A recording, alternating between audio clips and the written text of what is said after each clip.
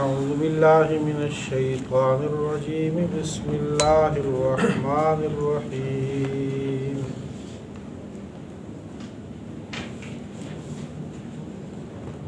17واں سپارہ سورہ حج۔ جیسے کہ اس کے نام سے واضح ہے کہ اس کی چند رکوع کے بعد اس سورت کے درمیان میں حج کا تذکرہ ہوگا، کچھ اراکین حج کا ذکر ہوگا، حضرت ابراہیم علیہ السلام کو اعلان کا ذکر ہوگا کہ آپ اعلان کرو لوگوں میں، وَأَذِّن فِي النَّاسِ بِالْحَجِّ يَأْتُوكَ رِجَالٌ وَعَلَىٰ كُلِّ ضَامِرٍ يَأْتِينَ مِن كُلِّ فَجٍّ عَمِيقٍ۔ اس مناسبت سے اس کا نام سورہ حج رکھا گیا ہے۔ اس میں شرک کے متعلق نفی کی گئی ہے، جس طرح سورہ انبیاء میں شرک کی نفی تھی۔ یہاں دو قسم کے شرک کا ذکر ہوگا، ایک عقیدے کے لحاظ سے شرک، اس کی نفی، دوسرا شرک جو عملی لحاظ سے عملاً جو کافر یا مسلمان جو اپنے آپ کو جس فعل کو درست سمجھ رہے ہوتے ہیں، بسا اوقات وہ شرک کی طرف بندے کو لے جا رہا ہوتا ہے، اس کا ذکر ہے۔ قیامت کا ذکر ہے، رسالت کا ذکر ہے، یہ مضامین اس میں ذکر ہوں گے۔ ابتدائی جو آیات ہیں، جو آج کا رکوع پڑھا گیا ہے پہلا، اس میں قیامت کے متعلق اور قبروں سے دوبارہ جی اٹھنے کے متعلق ذکر ہے کہ قبروں سے دوبارہ اٹھیں گے۔ پہلی جو آیت ہے یا ایھا الناس اتقوا ربکم، کہ لوگوں اپنے رب سے ڈرو، جو رب کے احکام ہیں اس کو مان لو، اور رب جس چیزوں سے منع کر رہے ہو اس چیز سے منع ہو جاؤ۔ اور ساتھ اللہ فرما رہے کہ قیامت کا جو زلزلہ ہے، قیامت کی جو ہولناکی ہے، خوفناکی ہے، وہ انتہائی شدید ہوگی، اتنی شدید ہوگی کہ ان زلزلۃ الساعۃ شیء عظیم، اگر تو نفخ اولا مراد ہے، یعنی قیامت جو اس دنیا پہ آئے گی پہلی بار، اور یعنی آیت میں دونوں مفہوم ہو سکتے ہیں۔ ایک نفخ اولا تو لوگ چلتے پھرتے کام کر رہے ہوں گے، اپنے پرسکون، جس طرح غافل ہو کے اللہ سے غافل ہو کے بالکل پرسکون زندگی گزار رہے ہوں گے، اچانک جو ہے وہ سور پھونکا جانا شروع ہو جائے گا، وہ آواز آئے گی اور اس کے ساتھ ہی نظام کائنات درم برم ہونا شروع ہو جائے گا، ستارے گرنا شروع ہو جائیں گے، سورج بے نور ہو جائے گا، تاریکی چھا جائے گی، ادھر سے جو پہاڑ ہیں یہ روئی کے گالوں کی طرح اڑنا شروع ہو جائیں گے ہوا میں۔ اللہ تعالیٰ اس کو پتھروں کی، یہ جیسا پورا بڑا پہاڑ ہے کینڈو جیسا، اس کو یوں ایسے روئی کے گالوں کی طرح، بندہ روئی پہ وہ مارتا ہے جس طرح لاٹھی یا سوٹی مارتا ہے، تو جس طرح روئی اڑتی ہے اس طرح ہی اڑنے لگیں گے اور زمین گھومنے لگ جائے گی، جس طرح زلزلہ آتا ہے، اور شدید ترین زلزلہ شروع ہوگا۔ اب تو ہم جو ہے چھوٹا سا زلزلہ آتا ہے، جیسے اکتوبر کا جو زلزلہ تھا بالا کوٹ میں، تو وہ 8 کچھ کے آس پاس یا 7 کچھ پہ، تو وہ اتنا اس پہ آیا تو نظام سارا درم برم ہو گیا۔ تو اس وقت تو 800 کے آس پاس جو ہے وہ زلزلہ چلا جائے گا، یوں ساری زمین حرکت کرنے لگے گی، ساری بلڈنگیں گھر جائے گی۔ اللہ فرماتے ہیں کہ وہ جو ہولناکی ہوگی اس کی کیفیت کچھ ایسی ہوگی کہ اس وقت جو حاملہ عورتیں ہوں گی ان کے حمل ضائع ہو جائے گا، اور وہ جو عورتیں اپنے بچوں کو دودھ پلا رہی ہوں گی، کہ ویسے بھی والدہ اپنے بچوں سے بہت محبت کرتی ہے، پھر خصوصاً وہ بچہ جو دودھ پیتا ہو اس سے اس کی محبت کچھ زیادہ ہوتی ہے، اس لیے کہ اور بچوں کے بارے میں اس کا یہ خیال ہے کہ یہ اپنے آپ کو سنبھال لیں گے، لیکن وہ دودھ پیتا بچہ اس کو بہت زیادہ خیال رکھتی ہے۔ اللہ فرماتے ہیں یوم تذہل کل مرضعۃ عما ارضعت، وہ دودھ پلانے والی عورت اپنے بچے کو بھول جائے گی، ایسی کیفیت ہو جائے گی، اس کو چھوڑ کے بھاگنے لگ جائے گی۔ اللہ تعالیٰ کبھی کبھی دنیا میں وہ کیفیت بتاتے ہیں کہ بندے کے ہوش کیسے اڑتے ہیں۔ بسا اوقات ایکسیڈنٹ ہوتا ہے تو وہ جو بندہ زندہ بچ جاتا ہے ایکسیڈنٹ کی اس گھبراہٹ کی وجہ سے، اگر آپ اس سے پوچھو کہ آپ کا موبائل نمبر بتاؤ، گھر کا پتہ بتاؤ، تو وہ اس حالت میں نہیں ہوتا کہ وہ اپنے آپ اس کو اگر اپنا نام پوچھو کہ بھی تمہارا اپنا نام کیا ہے، تو وہ گھبراہٹ کی ایسی شدید کیفیت میں ہوتا ہے کہ اس کو اپنا نام تک بھول جاتا ہے۔ ایسے ہوتا ہے. ہمارے یہاں ایک دفعہ زلزلہ آیا تھا تو غسل خانوں میں جو نہا رہے تھے وہ بھی ایسی کیفیت میں باہر نکل آئے, کیونکہ وہ شدید گھبراہٹ تھی. بندے کو اپنی حالت کا نہیں ہوتا کہ میں کس کیفیت کے اندر ہوں. تو یہ کیفیت قیامت میں آئے گی کہ بندہ سب کچھ بھول جائے گا. اور اللہ فرماتے ہیں کہ آپ دیکھو گے کہ لوگ نشے کی حالت میں, جس طرح نشے میں بندہ ہو, شراب کا نشے کی ہو کسی چیز کا, جسے بالکل ٹن ہوتا ہے اور وہ بندے کو قدم ایک جگہ پہ رکھتا ہے دوسری جگہ پہ رکھتا ہے, بندے کی اپنے اعضاء اپنے کنٹرول میں نہیں ہوتے. اللہ فرماتے ہیں کہ ایسے ہی لوگوں کے اعضاء اپنے کنٹرول میں نہیں ہوتے, مدہوش ہو کے کبھی دیواروں سے ٹکرے مار رہے, کبھی ادھر ٹکر مار رہے. اللہ فرماتے ہیں یہ مدہوشی نشے کی نہیں ہے, یہ اللہ کے عذاب کی خوفناکی جب دیکھیں گے یہ وہ نشہ ان کی اوپر طاری ہو جائے گا. اگر تو یہ نفخ اولا کی تشریح ہو. اگر آیت میں نفخ ثانی ہے, نفخ ثانی کا مطلب یہ ہے کہ جب کائنات کا نظام سارا درم برم, اس وقت پھر سب ختم, فرشتے جو باقی رہیں گے وہ بھی ختم, ان پہ بھی موت آ جائے گی. پھر حاملین عرش جو ہیں, جو فرشتے عرش کو اٹھائے ہوئے ہیں, وہ ان پہ بھی موت آ گئی. پھر حضرت اسرائیل بچ گئے آخر میں, اس پہ بھی موت آ گئی. صرف اللہ کی ذات باقی بچ جائے گی. وَيَبْقَى وَجْهُ كُلُّ مَنْ عَلَيْهَا فَانٍ وَيَبْقَى وَجْهُ رَبِّكَ ذُو الْجَلَالِ وَالْإِكْرَامِ. پھر اللہ کی ذات بچ جائے گی باقی. اور پھر جب اللہ کی ذات بچے گی تو پھر اللہ اپنی مٹھی میں یہ سارا نظام رکھ کر اللہ فرمائیں گے لمن الملک اليوم, اب بتاؤ بادشاہت کس کی ہے, صرف میری ہے. اس کے بعد پھر کتنا عرصہ ٹھہریں گے, ایک نفخے کے بعد, ایک سور کے بعد دوسرے, یہ اللہ ہی جانتے ہیں. پھر جب دوبارہ اللہ تعالیٰ نظام کو بنائیں گے اور اب حساب و کتاب کا دن شروع ہوگا, ایک مرتبہ پھر حضرت اسرافیل کو زندہ کریں گے. اب سور پھونکو, جب دوبارہ سور پھونکا جائے گا تو اب لوگ اٹھنے شروع ہو جائیں گے قبروں سے. جب قبروں سے اٹھیں گے تو اس وقت پھر ایک مدہوشی طاری ہوگی, کیونکہ ایک تو نظام سارا دنیا کا درم برم ہو گیا تھا, اب مدہوشی طاری ہوگی کہ ہمارے اعمال کیا ہوں گے. حدیث میں آتا ہے حضرت آدم علیہ السلام سے کہا جائے گا کہ اپنی اولاد میں سے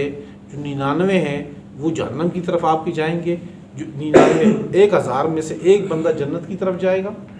اور 999 یہ افراد 999 جہنم کی طرف جائیں گے. تو اتنی مطلب آپس میں نسبت ہوگی کہ 1000 میں ایک بندہ جنتی ہوگا. جب یہ اعلان سنیں گے تو سارے بندے گھبرا جائیں گے کہ پتہ نہیں ہمارا کیا بنے گا, ہم 999 میں سے ہیں, 1000 میں, یا ایک میں سے ہیں. تو اس وقت آپ اللہ فرماتے ہیں کہ بالفرض والمحال, اگر اس شدید گھبراہٹ میں اگر کسی کو حمل ہوتا, کسی عورت کو, تو وہ حمل ضائع ہو جاتا, اتنی شدید گھبراہٹ ہوتی ہے. اور اگر بالفرض اگر کوئی عورت اپنے بچے کو دودھ پلاتی تو وہ بھی اس کو بھول جاتا سب کچھ. اور آپ لوگوں کو دیکھیں گے کہ نشے کی حالت میں کہ بندہ نشہ لے کر یوں ایسے ہی پھر رہے ہوں گے, حواس باختہ. اللہ فرمائیں گے یہ حواس باختہ اللہ کے عذاب کے اثرات ہوں گے اس میں. تو یہ آیتیں, یا ایھا الناس, اے لوگو, اتقوا ربکم, اپنے رب سے ڈرو. ان زلزلۃ الساعۃ شیء عظیم, بے شک قیامت کا زلزلہ ایک بہت بڑی چیز ہے. یوم ترونھا تذہل کل مرضعۃ, وہ دن جس دن تم دیکھو گے, یعنی وہ دن جب آئے گا تو تم دیکھو گے تذہل کل مرضعۃ, بھول جائے گی ہر ایک دودھ پلانے والی عورت, اما ارضعت, اس بچے کو جس کو دودھ پلا رہی ہو. وتضع کل ذات حمل حملها, اور گھر جائے گا, گرا دے گی ہر حمل والی عورت حملہ اپنے حمل کو. وتری الناس سکارا, اور تو لوگوں کو دیکھے گا نشے کی کیفیت میں, نشے میں. وما هم بسکارا, اور وہ نشہ نہیں ہوگا. ولکن عذاب اللہ شدید, لیکن اللہ کا عذاب انتہائی شدید, انتہائی سخت ہوگا. اس کی حالت دیکھ کر بندے کی حواس ویسے ہی گم ہو جائیں گے. ومن الناس من یجادل فی اللہ بغیر علم, اور لوگوں میں سے ایسے ہیں بعض, من یجادل فی اللہ, جو اللہ کے معاملے میں اللہ کی توحید کے متعلق لڑتے ہیں, بغیر علم, بغیر کسی علم کے. ویتبع کل شیطان مرید, اور یہ اتباع کرتے ہیں ہر شیطان سرکش کی. ہر شیطان سرکش جو اللہ کے راستے سے روک رہا ہے اس کی اتباع کرتے ہیں, اس کے پیچھے چلتے ہیں. کتب علیہ, اس پہ یہ بات لکھ دی گئی ہے, اللہ کی طرف سے یہ بات لکھی گئی ہے کہ انہ من تولا, کہ بے شک جو شخص شیطان کا دوست بنا, شیطان کی اتباع کی، اس کا دوست بنا، فَأَنَّهُ يُضِلُّهُ بس شیطان اس کو گمراہ کرے گا، وَيَهْدِيهِ إِلَىٰ عَذَابِ السَّعِيرِ اور شیطان اس کو رہنمائی کرے گا، اس کو لے جائے گا إِلَىٰ عَذَابِ السَّعِيرِ آگ والے عذاب کی طرف، جلانے والے عذاب کی طرف۔ یہ ادھر ہاتھ پکڑ کے ادھر لے کے جائے گا اس کو۔ یا ایھا الناس، اب یہاں پر صرف یا ایھا الذین آمنوا نہیں ہے، یا ایھا الناس پوری انسانیت کو اللہ مخاطب کر رہے ہیں کہ بھئی اگر تم لوگ قیامت کے بارے میں تمہیں شک ہے کہ تم قبروں سے کیسے اٹھو گے، تمہیں اس بات میں شک ہے، تم ذرا اپنی تخلیق پہ غور کرو، تھوڑی دیر کے لیے آپ اپنی گریبان میں جھانکو ذرا کہ تمہیں میں نے کس چیز سے پیدا کی ہے، تمہاری پیدائش کیسے ہوئی، اپنی پیدائش پہ غور کرو۔ سب سے پہلے تو ہم نے مٹی سے تمہیں پیدا کی ہے، مٹی سے پیدائش حضرت آدم علیہ السلام کی ہوئی ہے، چونکہ ہمارا مادہ بعید یعنی انسانیت کا مادہ وہی ہے، اللہ اس کو ذکر کرتے رہتے ہیں بار بار کہ تمہاری ابتدا مٹی سے ہوئی ہے۔ اب مٹی سے کیسے پیدا ہوئے تم؟ تو یہ چونکہ عام لوگوں کو سوچ نہیں آتی کہ بھئی انسان مٹی سے کیسے پیدا، ہمیں چونکہ یہ اللہ کا شکر ہے، اللہ کا وہ ہے کہ عقل ایک حد تک انسان رہنمائی کرتی ہے انسان کی۔ بعض جگہ پہ ایسی آ جاتی ہیں جہاں عقل ہاتھ اٹھا لیتی ہے، عقل کہتی ہے کہ اس کے آگے ہمیں معلوم نہیں ہے، اس کے آگے پھر وہی شروع ہو جاتی ہے، وہی کی تعلیم وہی بتاتا ہے کہ آپ کو یہ اس کی ابتدا کہاں سے ہوئی۔ انسان کی عقل سائنس یہ بتاتی ہے کہ انسان کی جینز جو ہے، انسان کی طبیعت فطرتی بندروں سے ملتی جلتی ہے، تو ممکن ہے کہ کوئی ایسے بندر ایسے رہے ہوں، لہٰذا انسان پہلے بندر تھا، وہاں تک اس کا سلسلہ نسب پہنچا دیتے ہیں۔ چلو جی نسب وہاں تک ہم اگر چلے جائیں، عقل اگر کہتی ٹھیک ہے جی انسان پہلے وہاں سے بنا، تو بندر کہاں سے آیا؟ آخر بندر کو بھی تو کسی نے بنایا ہوگا، تو اگر آپ کہیں کہ بندر پہلے آپ اس کو کسی اور جانور کے ساتھ ڈال دو کہ پہلے وہ اور تھا، پھر اس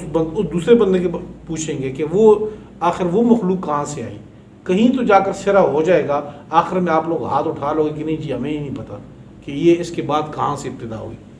تو عقل جو ہے وہ قاصر ہے انسان کی رہنمائی کے لیے،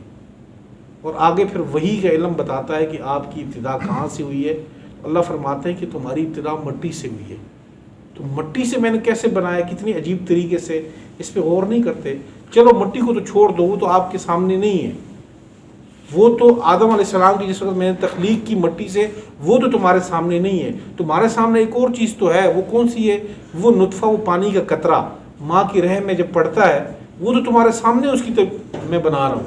اس کو چیک کر لو، اس کو دیکھ لو کہ وہ 40 دن جب اس کے اوپر گزرتے جاتے ہیں تو میں کیسے عجیب طریقے سے پیدا کرتا ہوں، اس میں وہ روح کہاں سے آتی ہے، اس میں زندگی کی رمق کہاں سے آتی ہے، پھر اتنے اندھیروں میں مضغۃ مخلقہ، اس کی تخلیق، اس کی خوبصورتی، اس کی چیزیں، یہ کہاں، اس کے اعضاء کیسے زبردست طریقے سے میں بنا رہا ہوں، تو تمہیں یہ چیزیں عجیب نہیں لگتی کہ بھی اس کی تخلیق پہ غور نہیں کیا؟ اب 7 ارب سے زائد انسان ہے، اور 7 ارب کی جو ہے یہ انگوٹھے جو ہے یہ ہر ایک کا الگ الگ ہے، بلکہ آپ یوں کہ ایک انسان کے 10 انگلی ہے تو ہر انگلی کے الگ الگ ہے، تو 7 کو 10 سے ضرب دے دو، یہ 70 ارب کے قریب بن گئے۔ 70 ارب انگلی ہے انسان، مثال کے طور پر ہر ایک کی فنگر پرنٹ دوسرے سے نہیں مل رہا، بلکہ انسان کے اپنے ہاتھ کے فنگر پرنٹ دوسری انگلی سے نہیں مل رہے، تو یہ کیسے لکیریں اللہ نے کھینچ دی ہیں کہ 7 ارب جو ہے وہ ایک دوسرے کے ساتھ مل ہی نہیں رہی،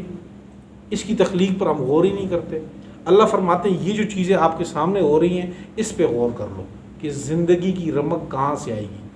اب وہ بتاتے ہیں، کبھی آپ دیکھ لیں یوٹیوب وغیرہ پہ، اس میں بتاتے ہیں انڈے کے بارے میں کہ بھئی ہم وہ لگا کر کبھی انڈے کے اندر زندگی کی رمق کہاں سے پیدا ہوتی ہے، چوزا کیسے پیدا ہوتا ہے، لیکن کہاں سے آتا ہے یہ سائنس کو ابھی تک پتہ نہیں چلا کہ اس میں زندگی کہاں سے آتی ہے لیکن کہاں سے آتی ہے نہیں پتہ، اور پھر یہ روح جب نکلتی جاتی کیسی ہے، انسان ڈیڈ کیسے ہو جاتا ہے یہ بھی نہیں پتہ۔ یہ پھر اللہ تعالیٰ رہنمائی کرتے ہیں انسان کی کہ دیکھیں میں نے اس چیز سے پیدا کی ہے، جب یہ اتنے کام میں کر رہا ہوں تو قبر سے اٹھانا کیسے مشکل ہے،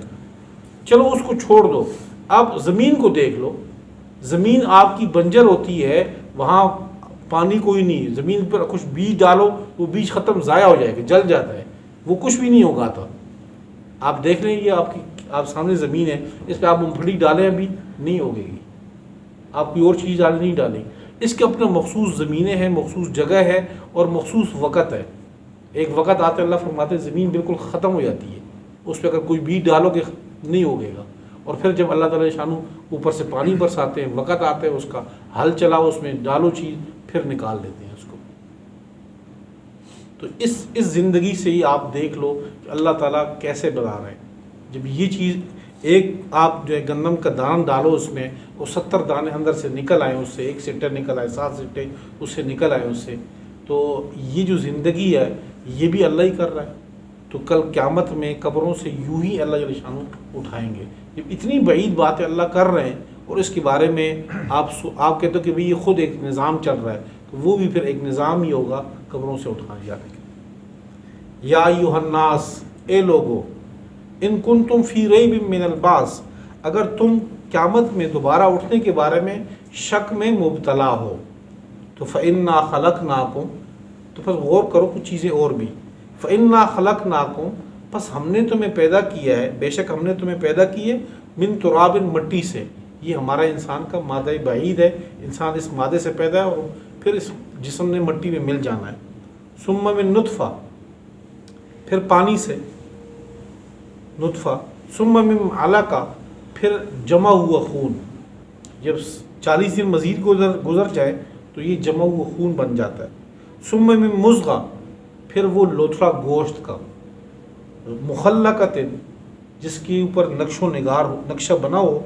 غیر مخلقہ، اور وہ جس پہ نقش و نگار نہ بنا ہو، یعنی کچھ تو ایسے ہیں کہ جس کے اوپر اعضاء سارے کمپلیٹ ہو جاتے ہیں، اور کچھ کے اعضاء کمپلیٹ نہیں ہوتے بلکہ وقت مقرر سے پہلے 2.5 مہینے 3 مہینے 4 مہینے سے پہلے ہی وہ ضائع ہو جاتا ہے۔ جب ضائع ہو جائے اللہ فرماتے ہیں وہ گوشت کا لوتھڑا ویسے ہی باہر نکل آتا ہے، وہ اللہ اس کی تخلیق نہیں کرتے۔ لِنُبَيِّنَ لَكُمْ، یہ ہم اس لیے کرتے ہیں تاکہ ہم تمہارے لیے بیان کر دیں، واضح کر دیں۔ وَنُقِرُّ فِي الْأَرْحَامِ، پھر ہم جب سارے اعضاء بن جائیں اس کے بعد نُقِرُّ فِي الْأَرْحَامِ، ہم ٹھہراتے ہیں اس نطفے کو، اس بچے کو، ما فی الارحام، رحموں کے اندر، ما نشا، جو کچھ ہم چاہیں، جتنی مدت ہم چاہیں، الی اجل مسمی، ایک وقت مقرر تک۔ اب ایک وقت مقرر ہے کہ بھئی 6 مہینے 7 مہینے 8 مہینے سال 9 مہینے جتنے بھی اللہ چاہتے ہیں، اس وقت تک وہ ماں کی پیٹ میں ہوتا ہے۔ ثم نخرجکم طفلا، پھر ہم تمہیں نکالتے ہیں بچپن کی حالت میں، اس کیفیت میں کہ چھوٹے بچے ہو۔ ثم لتبلغوا اشدکم، پھر تاکہ تم اس اپنی جوانی کو، اپنی انتہا کو پہنچو، اپنی جوانی کو پہنچو۔ ومنکم من یتوفی، اور بعض تم میں سے ایسے ہیں، من یتوفی، جو فوت کر دیے جاتے ہیں، یعنی اسی جوانی کے اندر وہ اپنا وقت لے کر آتے ہیں، اس میں وقت لے کر چلے جاتے ہیں جوانی میں ہی۔ ومنکم من یرد، اور بعض تم میں سے ایسے بھی ہیں، یرد الی ارذل العمر، جو سب سے کمزور عمر کی طرف لوٹائے جاتے ہیں۔ جو گھٹیا عمر، کمزور عمر ہوتی ہے، جو اس میں بچپن کی کیفیت ہوتی ہے وہ اور ہے، وہ کمزوری ہے۔ اب 1 2 سال 3 سال کا بچہ وہ کمزور ہے، اس کو اپنے اعضاء پہ کنٹرول اتنا نہیں ہے، وہ اپنے پیشاب کنٹرول نہیں کر سکتا، لیکن اس کی کیفیت اور ہوتی ہے۔ پھر جب بڑی عمر تک چلا جاتا ہے، 70 80 90 100 سال تک، پھر بھی اس کے اعضاء کنٹرول میں نہیں ہوتے، پھر بھی اس کو اپنی جسم پہ قدرت نہیں ہوتی، پیشاب بعض اوقات کنٹرول پہ نہیں ہوتا، لیکن اب اس کی کیفیت اور ہوتی ہے۔ یہ والی جو کیفیت ہوتی ہے اس کو سنبھالنا بھی مشکل ہوتا ہے، اس کو عمر کے لحاظ سے چھوٹے بچوں کو سنبھالنا آسان ہوتا ہے، بڑے بوڑھے کو سنبھالنا بنسبت اس کے مشکل ہو جاتا ہے۔ اللہ فرماتے ہیں وہ جو کمزور ترین عمر ہے، بعض لوگوں کو ہم اس تک لوٹا دیتے ہیں، لِكَيْ لَا يَعْلَمَ بَعْدَ عِلْمٍ شَيْئًا، تاکہ جاننے کے بعد اب وہ کچھ بھی نہ جانے۔ بسا اوقات ایسے بھی آپ لوگوں نے بھی دیکھا ہوگا، رشتہ داروں میں بھی ایسی کیفیت ہو جاتی ہے کہ بندہ اپنے بچوں کی جو ہے شکل بھول جاتا ہے، اپنے بچوں کے بارے میں اس سے پوچھو کہ وہ اس کا نام کیا ہے تو اپنے بچوں کے نام نہیں آتے اس کو، بلکہ خود اپنی کیفیت بھی بھولنی شروع ہوتے ہیں کہ میرا نام کیا ہے، یعنی وہ ذہنی حافظہ اس قدر ختم ہو جاتا ہے۔ وَتَرَى الْأَرْضَ حَامِدَةً، یعنی یہ انسان کی کیفیت دیکھ لیں، پھر اللہ تعالیٰ یہ سارے لے جاتا ہے۔ وَتَرَى الْأَرْضَ حَامِدَةً، تم دیکھ لو زمین کو، حامدتاً، جو خشک ہوتی ہے، فَأَنزَلْنَا عَلَيْهَا الْمَاءَ، پھر ہم اس کے اوپر آسمان سے پانی برساتے ہیں، اس کے اوپر پانی نازل کرتے ہیں، اہتزت، تو وہ حرکت کرنے لگتی ہے، انسان اس کے مٹی کی جو حرکت ہے اپنی اس کی کیفیت ہے، وربت پھولنے لگتی ہے، وَأَنبَتَتْ مِن كُلِّ زَوْجٍ بَهِيجٍ اور ہر قسم کی نفیس چیزیں اگانی شروع کر دیتی ہے۔ ذَلِكَ بِأَنَّ اللَّهَ اور یہ اس وجہ سے کہ بے شک وہ اللہ تعالیٰ وہ الحق، وہ بالکل برحق ہے، وَأَنَّهُ يُحْيِي الْمَوْتَى اور وہ اللہ تعالیٰ مردوں کو زندہ کریں گے، وَأَنَّهُ عَلَى كُلِّ شَيْءٍ قَدِيرٌ اور بے شک اس لیے اور یہ بات کہ بے شک اللہ تعالیٰ ہر چیز کے اوپر قادر ہے، وَأَنَّ السَّاعَةَ آتِيَةٌ اور بے شک قیامت آنے والی ہے، لا ریب فیہا جس کے آنے میں کوئی شک نہیں، وَأَنَّ اللَّهَ يَبْعَثُ مَن فِي الْقُبُورِ اور بے شک اللہ تعالیٰ اٹھائیں گے من فی القبور جو قبروں کے اندر ہیں، قبروں میں جو چلا گیا اللہ اس کو لازمی اٹھائیں گے۔ وَمِنَ النَّاسِ مَن يُجَادِلُ فِي اللَّهِ بِغَيْرِ عِلْمٍ اور لوگوں میں سے ایسے ہیں بعض جو اللہ کے معاملے میں، اللہ کی توحید کے معاملے میں جھگڑتے ہیں، بغیر علم نہ حق کسی سے، بغیر کسی علم کے، ولا ہدن نہ تو ان کے پاس کوئی علم ہے، ولا ہدن اور نہ کوئی ہدایت ہے، نہ کوئی وحی کی ہدایت ہے، ولا کتاب منیر نہ کوئی روشن کتاب ہے۔ ان کی شرک کے اوپر ان کے پاس نہ کوئی دلیل ہے، سب سے بڑی دلیل یہ دیتے ہیں کہ ہم نے اپنے آباء و اجداد کو ایسے ہی پایا اور کوئی ان کے پاس دلیل نہیں ہوتی۔ ثانی عطفی یہ اپنا کندھا موڑ لیتے ہیں، موڑتے ہیں اپنا کندھا، لیضل عن سبیلی تاکہ یہ گمراہ کریں، عن سبیلی اللہ کے راستے سے،